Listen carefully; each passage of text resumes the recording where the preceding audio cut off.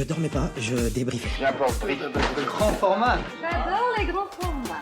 Alors c'est vrai que dans Superstream, on vous parle plutôt de films, de séries, parfois de documentaires sur des faits divers sordides, mais c'est assez rare quand même qu'on parle d'émissions de divertissement. Et pourtant, vous l'avez sans doute remarqué, il y en a de plus en plus sur les plateformes de streaming, notamment ces derniers temps.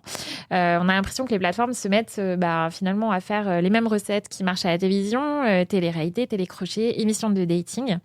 Alors, ce mois-ci, après plusieurs saisons de LOL qui ressort, Philippe Lachaud revient avec un spin-off sur Prime Video. Ça s'appelle LOL in Real Life, LOL dans la vraie vie, et ça sort le 21 novembre sur Prime. Donc le concept, on a des célébrités qui vont tenter de récolter le maximum de rire pour ensuite offrir, s'ils gagnent, leur gain à une association. Ils se trouvent dans un lieu public, en l'occurrence c'est un aéroport, et le tout est censé être filmé en caméra cachée. Alors voilà, on va débattre de ce nouveau concept, ce spin-off de LOL. Si vous deviez donner une note sur 5 à LOL in Real Life, ce serait quoi ? Ça a changé ? Ouais, ça a changé. Ouais, mais on fait des petites surprises. Sur 5 ? Ouais, sur 5. Peut-être juste préciser qu'au moment où on enregistre ce podcast, on a vu les 2 premiers épisodes. C'est vrai. Pas tout vu. Tout à fait. C'est vrai. Ça influence un peu peut-être notre note. J'ai pas écrit très grand même. J'hésite.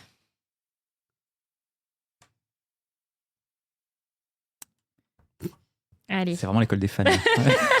J'aurais dû écrire un petit peu plus grand. Alors, qu'est-ce que ça donne ? Je vois pas. On a 1,5 pour Ribéry. Non, 1 juste. 1 sur 5, pardon. Ah oui, pardon.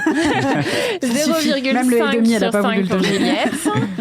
0,25 pour Stécie, qui a été encore pire Vous êtes que Juliette. méchant, en fait. Et pourtant, je misais tout sur toi, Stécie. Et 2 sur Marc. Et ça, c'est probablement un 2 très généreux. Mais bon. C'est pour l'effort des gens confinés. Et moi, j'ai mis ton 2. Et moi, j'ai mis 1. Je vais le justifier. Allez, bon, Stécie, c'est toi qui as mis la pire note. C'est toi qui commence. Alors, je précise que les 0,25 points n'ont rien à voir avec le programme. Donc, du coup, j'ai juste un peu de peine. Ah oui. Je suis très fan de ce format, vraiment, comme j'explique. Le format LOL. Le format LOL, exactement. J'ai regardé plusieurs fois chacune des saisons. C'est un programme que je regarde quand je veux m'endormir, quand je m'ennuie. Donc je connais très bien LOL et je le regarde fréquemment parce que j'adore ce format. Déjà, la promesse de LOL in Real Life, j'y croyais pas, mais je me suis dit, bon, ils peuvent pas saccager ce concept. Eh ben si, pour moi, ils ont complètement saccagé le concept, c'est-à-dire que je comprends pas. Mais vraiment, j'ai passé les 2 épisodes à me dire, mais pourquoi ils ont fait ça ? C'est-à-dire que ça ne fonctionne pas. Tout ce que j'aimais dans les saisons d'avant n'y est pas. C'est simple, c'est-à-dire le fait de les voir résister au rire entre eux n'y est plus, du coup, puisqu'ils doivent faire rire les autres. Le côté confiné dans un espace clos, LOL, à la base, c'est un huis clos comique, quoi. Là, c'est fini, on est dans un aéroport, donc il y a 500 personnes autour. Donc même ça marche plus. Les cartes Joker qui, moi, me faisaient mourir de rire, pour l'instant, en tout cas, dans les 2 premiers épisodes, il y a une carte Joker, mais c'est pas vraiment, ça fonctionne pas. Et puis surtout, je parle même pas du casting parce que pour moi il y a un gros problème là-dessus aussi. Mais alors le casting, parce que du coup j'ai pas donné les noms, on a donc Franck Dubosc, Michou, Paola Locatelli, Clara Luciani et Redouane Bougueraba. Voilà, donc beaucoup plus restreint du coup l'équipe. Mais ça aurait pu quand même le faire. C'est pas parce qu'ils sont 5 que ça marche pas, mais le choix des personnalités déjà entre elles, je trouve que ça matche pas. Le 0,25, il est pour Franck Dubosc, je vous avoue, parce que j'adore cet acteur. Ah bon Alors vraiment, là, j'aurais pas parlé. Voilà. J'étais en train de gagner du respect, et là, d'un coup, tout s'est cassé la figure. Non, parce que j'ai de la tendresse pour cet acteur, et que je sens qu'au moment du tournage, il avait vraiment envie de le faire, il avait vraiment envie d'essayer. Ah bon ? C'est de pire en pire. D'accord, ouais, ok. Mais en fait, j'ai eu l'impression qu'il avait vraiment envie de trouver des blagues et de jouer le jeu, en autre. Moi, là où les autres... j'ai l'impression qu'il se demandait ce qu'il faisait là, et un peu la question qu'on se pose en regardant. Quoi. Mais alors, je suis d'accord, on sent qu'il se demande ce qu'il fout là, et à la fois, j'ai l'impression qu'il essaye un peu quand même de sauver son honneur, quoi. Tu vois. Donc moi, je trouve que ça ressemble à une mauvaise vidéo YouTube, ratée, et pas convaincue du tout. Alors, on va passer d'un extrême à l'autre. Marc, tu as mis 2, qui est la meilleure note autour de cette table. C'est presque la moyenne. Hein. Je suis presque trop généreux parce que ma ça vaut plutôt 1. Mais en vrai, ce que je voulais sauver... Non, mais je voulais sauver... Alors moi, je suis à l'inverse de Cécile, je suis pas spécialement fan de ce format. Donc, j'ai pas la nostalgie vraiment de genre le LOL des bonnes saisons parce qu'en fait, en vrai... C'est pas un format qui m'intéresse tant que ça. Mais ce que je trouvais intéressant dans cette côté in real life, c'est le côté se confronter au monde extérieur. Je trouve ça plutôt intéressant. Et ça peut produire des choses intéressantes. Et en fait, sur les 2 points que j'ai donnés, qui sont effectivement très généreux. Je pense qu'il y a au moins un point pour Clara Luciani parce que en fait, j'aime bien ce truc où elle cherche pas la vanne. Ouais. Elle cherche à se confronter aux gens et à créer des situations soit de malaise, soit de rire, soit de juste de rien. Mais en fait, tout d'un coup, il se passe quelque chose parce que elle crée des situations. Et ça, c'est intéressant. Pour quelqu'un qui n'est pas du tout, qu'on ne connaît pas voilà, dans le côté comique et humoriste. Et je trouve que moi, sa carte Joker, je trouvais ça plutôt rigolo. Moi, la chanson m'a fait plutôt rire. Moi aussi. On n'aime pas les mentales. Non, mais vraiment, moi, factuellement, je me suis cachée sous mon plaid et j'étais vraiment très cringée. Mais tu ne trouves pas qu'elle est elle-même gênée de devoir vivre ce moment? Je suis d'accord, mais du coup, ça crée un truc. Mais elle sort un peu de ce Voilà, du coup, ça crée un truc. En fait, moi, la vanne pour la vanne, ça me fatigue. C'est-à-dire, en fait, Redouane Bougueraba, il est bon. Redouane Bougueraba, il est bon, mais en fait, c'est de la vanne pour la vanne. Et c'est vraiment un truc de limite de rue qui, moi, me parle assez peu, en fait. Alors que elle, je trouve qu'elle a un truc où elle amène, effectivement, je suis d'accord, un malaise, limite, mais à la limite, comme on peut aimer dans certaines séries, type The Office, ou ce genre de choses, en fait. Tu vois, on se rapproche de ça, c'est-à-dire un humour du malaise. Et puis, alors, moi, je suis d'accord avec toi, le point que j'ai donné, ce serait surtout pour elle. Je trouve qu'il faut quand même un certain courage, justement quand on s'appelle pas Redouane Bougueraba et qu'on n'est pas comique de métier, etc. C'est ça. Pour y aller et avoir quand même vachement d'autodérision, je trouve. C'est ça. Et après, j'aime bien aussi, effectivement, le côté... tout d'un coup, le fait de se confronter à d'autres gens, ça les perd un peu dans ce qu'ils avaient prévu de faire, quoi. D'un coup, il y a un groupe, il y en a un qui dit « Ah merde, il est en train de gagner des points avec le groupe, je vais y aller aussi. » Donc voilà. Donc c'est vraiment que pour ça. Pour le reste, c'est quand même, effectivement, plein de fois, il y a plein de moments où c'est pas très drôle. Il y a Paola Locatelli quand même qui quand même fait perdre au moins 2 points, je pense, à cette émission parce que c'est une catastrophe. Ouais, c'est une catastrophe. Elle est perdue. Enfin, elle est perdue dans l'aéroport, quoi. Vraiment, elle vogue après, comme ça. On a l'impression qu'elle regarde. Toi, tu la vois dans le plan et tu te dis mais qu'est-ce qu'elle fait là? En plus, on la voit souvent en second plan. Et tu la vois finalement. C'est vrai qu'elle cherche ses parents. Ouais, c'est ça. La petite Paola est attendue. Il y a une séquence où elle est assise sur le banc et on se dit en fait juste elle attend qu'elle se finisse, quoi. Et du boss, moi, quand même, j'ai trouvé ça un petit peu gênant, mais pas dans le bon sens. C'est-à-dire vraiment, j'ai trouvé un peu genre perdu aussi en essayant de faire des vannes un peu à la papa, des selfies. Finalement, t'as l'impression que dans les 2 premiers épisodes, son seul ressort, c'est de faire des selfies avec les gens. C'est ça. Et d'essayer de mettre des blagues au moment des selfies. Et Michou, je trouve qu'il y a un truc sympa. Enfin, Michou, il a un côté un peu... plus naturel. Ouais, naturel. Je sais pas, le truc au début, là, quand il part avec sa valise, qui va dans tous les sens, qu'est-ce qu'il fout? Ça m'a un peu fait rire. Et lui, on sent que c'est un exercice qu'il connaît. En fait, c'est ça. Côté... Il est plus à l'aise. Voilà, il est avec des anonymes, des inconnus, et il doit faire une séquence. Et lui, c'est un peu sa spécialité. Les tournages, ils les font souvent IRL, justement, sur YouTube. Donc, lui, on le sent très à l'aise. Mais j'ai pas l'impression qu'il est dans LOL, quoi. Il est un peu comme dans une vidéo. Dans une vidéo YouTube, t'as raison. Ça, c'est vrai. Mais c'est vrai que c'est un concept extérieur de LOL, en fait. Enfin, c'est presque... Enfin, c'est totalement différent. Justement, le public autour amène ça. Et c'est vrai que moi, voilà, j'ai mis 1. Bon, j'ai pas beaucoup rigolé non plus.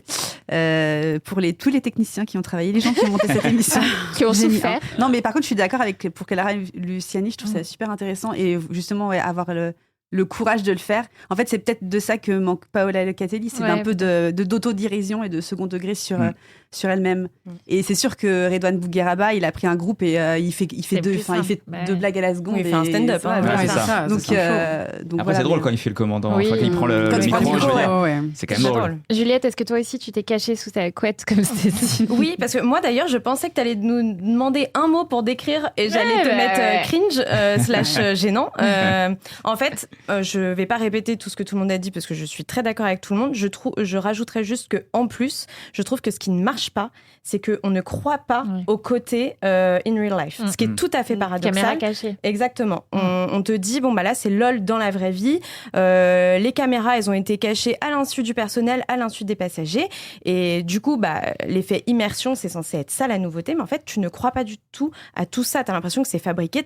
Tu te dis c'est pas possible que le personnel soit pas au courant. La sécurité, à quel moment il voit Michou courir dans tous les sens, il lui dit pas oh mon gars qu'est-ce que tu fais. Enfin tu vois il y a plein de scènes où tu te dis en fait le problème c'est vraiment l'explication de départ parce que l'émission commence, on te dit ils ont tout caché de tout le monde, de la sécurité du personnel et ça tu sais que c'est pas possible, c'est un aéroport donc déjà peut-être que l'endroit de l'aéroport était mal choisi. Alors oui c'est ce qui est pratique, c'est que les gens, ils attendent longtemps les vols. Donc, du coup, tu as le temps d'installer peut-être des blagues sur le plus long terme avec les gens. Mais tout ce côté-là fabriqué, ça fait que tu ne crois pas un seul instant au côté in real life. Et à partir de là, ça crée un espèce de paradoxe où tu es en permanence en double lecture en disant, mais il y a forcément une grande partie qui est mise en scène, quoi. Ouais, et puis les gens, évidemment qu'au bout d'un moment, ils ont compris que c'était une émission qui était en train de tourner. Quand elle arrive pour chanter son fromage féministe pendant 5 minutes, évidemment qu'ils savent qu'il y a quelque chose qui est en train de se tourner. Quand tu as 3 personnes, que tu as Redouane, Franck et Clara qui sont tous les 3 en train de se clasher au milieu de l'aéroport, évidemment que les passagers, ils savent que là, en fait, il est en train de se jouer quelque chose et qu'il y a probablement des caméras. Donc, du coup, tout ça, ça crée une distance avec le concept qui fait que, en plus de tout ce qu'on a déjà énoncé, qui est déjà très gênant, et bah, ça, en plus, t'es vraiment en mode, mais c'est faux, c'est fabriqué. Et contrairement, justement, à LOL original, où le huis clos, bah, en fait, c'est établi. On sait que tous, ils ont des accessoires, qu'il y a plein de trucs factices. Mais une fois que le pitch est honnête, bah, à partir de là, tu l'achètes. Et puis les codes sont, même par rapport à Philippe Lachaud, moi, je veux dire, ça me sort, déjà que j'y étais pas, mais ça me sort direct du concept, dans le sens, d'un coup, tu le vois dans sa cabine en train d'appuyer sur son avec ses boutons qui sont faux. Et voilà, tu te dis, j'allais même à Noël. Mais tu crois presque sur les LOL d'avant, parce que même si tu te doutes bien que c'est pas comme ça, mais il est à quelques mètres finalement avec le fameux couloir. Là, tu te dis, attends, le gars, il est à Paris, je sais pas où. Enfin, tu vois, ça, je sais pas, ça prend pas. Je me pose une question, je me suis demandé est-ce que ça aurait mieux fonctionné avec des gens moins connus. Complètement. Ouais, parce qu'en fait, là, le problème, c'est ça aussi, c'est-à-dire qu'en fait, les gens les reconnaissent tout de suite. Ouais. Donc, il y a un truc, comme disait Juliette, bah oui, évidemment, s'ils sont là, c'est pas pour attendre leur avion et faire des blagues aux gens en attendant, tu vois. Donc, évidemment, ça marchait peut-être avec des gens un peu moins connus, quoi. Où là, tout de suite, tu vois, quand Clara Luciani essaie de faire croire qu'elle s'appelle, qu'en fait, c'est Carla Bruni, c'est là, ok. Bon, clairement, moi, j'ai beaucoup plus ri là en 10 minutes autour de la table avec vous qu'en regardant les 2 épisodes. Mais après ce spin-off, du coup, LOL, on a des grands fans quand même ici, notamment Stécie. Stop ou encore LOL normal. Oui, c'est ce que j'allais te demander. C'est dur de répondre parce que... Après, ils ont aussi fait beaucoup de déclinaisons. C'est aussi peut-être pour ça qu'au bout d'un moment, ça commence à s'épuiser. Alors, je pense qu'au niveau du casting sur le concept originel, il y a encore des noms qu'on peut mettre dans cette fichue maison, quoi. Je veux dire, c'est pas possible qu'on ait fait le tour de tous les gens du PAF qui font rire ou des acteurs, etc. Ou même influenceurs, une Paola Locatelli. En soi, ça me dérangeait pas. C'est juste que, prenez des gens drôles. Enfin, c'est quand même le concept, on doit faire rire. Donc, moi, je dirais encore, mais allez, une dernière chance, quoi. Ou avec, parce que tu disais, ils ont fait beaucoup de déclinaisons. En réalité, ils avaient juste fait Halloween et In Real Life. Moi, je suis pas contre... mettre, tu vois, ils ont fait Halloween, faire un Noël, tu vois. Noël, et tu vois, en fait, ça, mais moins long, avec moins d'épisodes, peut-être un cast plus resserré et où tu thématises un peu pour pas tourner en rond sur les blagues, sur les cartes Joker, où là, ça peut vite tourner en rond.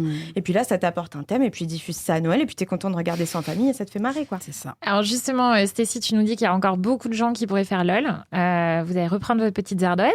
Qui aimeriez-vous voir au casting d'une nouvelle saison de LOL? Je savais que cette question se rappeler de qui il faut se rappeler qu'il ne l'a pas déjà fait. Ouais, c'est alors, ça. Est-ce que cette personne y est allée? Je ne sais pas. Moi, j'ai pensé à quelqu'un, mais je n'arrive pas à retrouver son nom. Ça, c'est dur. Moi, je suis pas sûr que cette personne l'ait déjà fait ou pas, mais je vais quand même noter. Moi, vous me direz. Moi, c'est pareil, Marc. Bon, moi, ça marche pas, il l'a déjà fait. Mais toi, tu peux vérifier. Du coup, c'était une bonne idée, Laurence. C'était une bonne idée. Tu pensais à qui? Je pensais à Alexandre Kominaki. Ah oui. Dernière saison. C'était une bonne idée. Allez, on retourne les petites ardoises. Alors, je vois Alain Chabat pour Aubéry, Camille Combal pour Juliette. Elle a déjà fait, bon voilà. Bon. Alors sinon j'avais Émeric Lompré. Elle s'était fait éliminer en premier. Ah, c'est vrai. Pourtant j'adorais. Sinon j'ai Émeric Lompré. Donc. Ok. Et François Civil. François Civil, ouais, pour moi. J'y ai pensé aussi à François Civil. Très bien. Bah écoute, peut-être que Philippe Lachaud nous entendra. Et ça lui donnera des idées.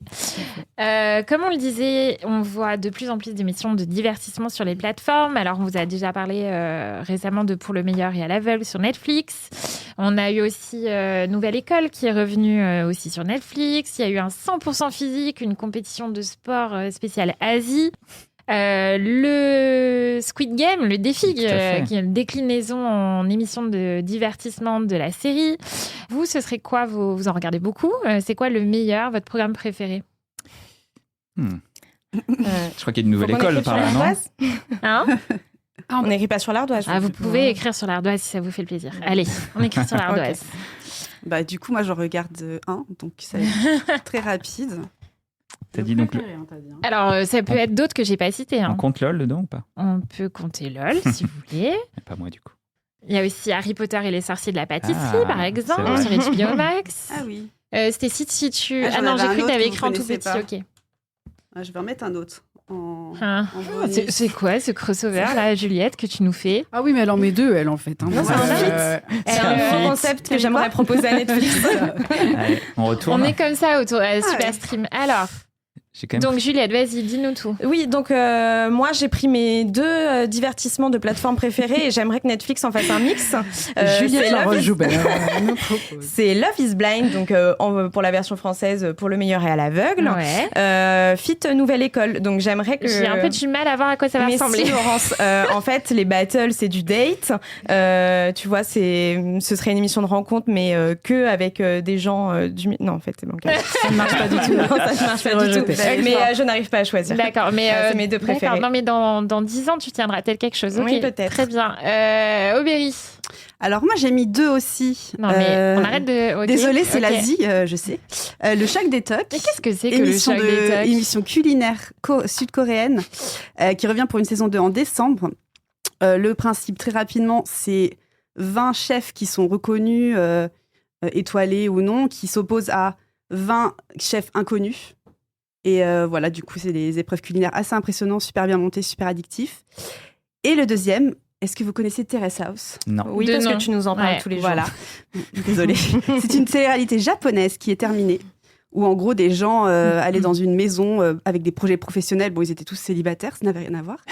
Et du coup, voilà, ils pouvaient partir de la maison. Enfin, c'était vraiment un truc... ils n'étaient pas enfermés. Et ça s'est terminé, malheureusement. Ok. Mais c'était assez intéressant et un peu un choc des cultures quand on regarde un peu la télé-réalité française. Ouais. Par exemple, ils mettent 24 semaines à se dire « Est-ce que tu veux être ma copine ?» Donc, mais c'était un peu fascinant. Coréenne, quoi. Voilà. Un petit peu. On a choisi le même, je crois. Alors, choisi le Stécie et même. Marc. Squid Game, le Squid défi. Game, ouais. Alors, qu'est-ce qu'on aime dans Squid Game, le défi? Vas-y, Stécie. Alors moi, là, j'ai noté Squid Game pour la dernière saison. Je ne Ok. sais pas si, Ouais. si c'est forcément le sens de ta question. En tout cas, moi, là, je suis à fond dedans. Donc, peut-être que je manque un peu de recul. Mais je trouve que, honnêtement, il y a quasiment aucun programme de divertissement de Netflix que je n'ai pas regardé. Parce que Ouais, vraiment, mais t'en j'adore regardes ça. beaucoup. Au dépit de tout le reste que je regarde quasiment pas. Mais je trouve que, honnêtement, en termes de télé-réalité, je trouve que c'est ce qui se fait de mieux, mais surtout en termes de montage. J'ai jamais vu une télé-réalité aussi bien montée pour tenir en haleine un téléspectateur autant sur les intrigues que sur les jeux. La prod, déjà, on la connaît, Squid Game, ne serait-ce que visuellement, c'est incroyable. Ouais, c'est vrai. Mais là, ils se sont encore renouvelés sur les jeux. Franchement, je n'arrivais pas à éteindre ma télé, vraiment. Tant on est sur l'attachement des personnages et ils ont cette spécialité pour nous les arracher d'une minute à l'autre. Mais les jeux cette année, enfin, je sais pas si tu es d'accord avec moi, Marc. Alors, j'ai commencé juste, mais là où je suis d'accord avec toi, c'est sur la prod. Je trouve qu'en termes de prod, c'est impressionnant. Je me suis dit, mais c'est dans les vrais décors de la série, c'est pas possible parce que c'est tellement parfait. Alors par contre les personnages, je t'avoue que moi j'avais un peu envie de tuer la moitié quand même dès le début parce qu'il y en a quand même qui sont très énervants, mais du coup ça crée effectivement un attachement ou une haine, mais en tout cas ça crée quelque chose avec les personnages, un lien. Et du coup moi souvent dans les émissions de télé-réalité et émissions de divertissement en général où je suis pas très client, souvent je m'en fous. C'est-à-dire qu'en fait les personnages ne m'intéressent pas, je m'attache pas, voilà, je préfère m'intéresser aux personnages de fiction. Et là en l'occurrence ce que je trouve assez fort, c'est qu'en ayant regardé juste un épisode hier, j'étais là genre ah mais lui c'est bon, je l'ai repéré, lui je l'aime pas, lui je l'aime bien, les jumeaux ils sont malins et tout. Enfin tu vois il y a un truc ça, et je me suis dit bon bah donc c'est que c'est plutôt bien foutu. Et en termes visuels et en termes de montage, je suis d'accord avec toi, c'est quand même très bien foutu. En fait c'est un jeu à la base. Bon déjà il y a l'enjeu qui est énorme parce que c'est quand même énormément d'argent. Mais au milieu de tout ça, en fait, les liens qui tissent entre candidats, je dis personnages, en fait, je me trahis moi-même parce que c'est des candidats, c'est pas tant des personnages, mais ils racontent des histoires au sein même du jeu qui font qu'en fait, on est avec eux, donc on n'a pas envie qu'ils perdent ou on a envie qu'ils perdent. Notamment, je glisse un petit coup de gueule autour de cette table. Il y a un candidat de Squid Game qui a juste gagné 4 millions de dollars un mois avant le tournage, donc bon, j'étais scandalisée de le voir au casting. Bref, mais voilà, on est hyper attachés au personnage, qui fait que du coup les jeux, en fait on tremble quoi, on n'a pas envie qu'ils partent et ils sont éliminés d'un moment à l'autre. Et encore une fois, visuellement c'est vraiment une claque pour le coup. Et on a juste évoqué tout à l'heure brièvement avec ta brillante idée de crossover qui n'arrivera jamais. Nouvelle école, nouvelle école, la nouvelle saison, ça donne quoi? Écoute, c'est vraiment pas mal. En fait, quand ils ont annoncé que Aya Nakamura ne reviendrait pas pour être jurée de la saison 4, on s'est tous un peu dit Mais qui est-ce qu'ils vont bien pouvoir mettre après ? Parce qu'en termes de notoriété, là, je vois pas. Et donc, ils ont été assez malins, même si c'était casse-gueule sur le papier. C'était de garder donc SCH et SDM et de les mettre en battle. Donc, chacun constitue son équipe. Et ensuite, on reprend quand même globalement les grandes épreuves de Nouvelle École pour pas totalement perdre les repères. Sauf que, voilà, c'est les équipes qui s'affrontent. Moi, j'aime bien, en fait, parce que déjà, je trouve que SCH et SDM, c'est des très bons mentors. Très bienveillants, mais en même temps qui sont capables de rentrer dans l'art de leurs équipes, puis surtout qui ont vraiment de la répartie, donc ça fonctionne très bien en termes de divertissement. Ils mâchent pas leurs mots, même entre eux. Donc ça, c'est super. Et surtout, ce qui pouvait être parfois redondant dans les dernières saisons de Nouvelle École, c'était le côté compétition individuelle entre les candidats, qui avait tendance un peu à se tracher, à se clasher. Et puis ça, c'était marrant les premières saisons. Et puis au bout d'un moment, c'était un peu redondant. Et en fait, là, le fait de les avoir mis en équipe, ça crée du collectif. Et ça marche vraiment super bien. Notamment pour ceux qui regardent sur l'épreuve des cyphers. Honnêtement, ça marche beaucoup mieux que sur les saisons précédentes, qui sont ces morceaux qui font ensemble. Donc moi je trouve que vraiment ça marche bien. Il y a un côté là-dessus, c'est comme si Netflix avait un peu regardé ce qui se passait du côté de la Starac, mais en fait, il y a un côté un peu plus bienveillant, parce que la Starac, justement, la nouvelle version de la Starac, c'est pas moins de télé-réalité, mais plus le côté on est bienveillant, tous on s'aime, tout ça. Et donc là, sans non plus tomber dans la caricature, parce que c'est quand même, ça marcherait pas sur Nouvelle École, mais ils ont amené un côté plus collectif et plus humain, amical entre les candidats, qui en fait marche bien et qui te donne encore plus envie de les suivre, de les soutenir et tu vois d'avoir. C'était si convaincu du coup par Nouvelle École. Complètement. Je suis complètement d'accord avec ce que vient de dire Juliette. Juste, je veux rajouter quelque chose sur le côté bienveillant justement des candidats entre eux.